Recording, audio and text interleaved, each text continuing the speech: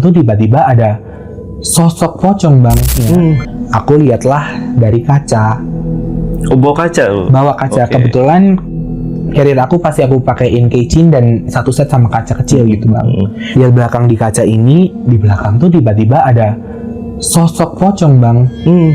Itu tuh kalau tinggi banget enggak, cuma seukuran setengah pohon jati gitu. Iya. Setengah pohon jati, dan dia tuh agak gede, cuma dia tuh tertutup rapat bang. Dia tuh putih bersih, kayak maaf jenazah baru.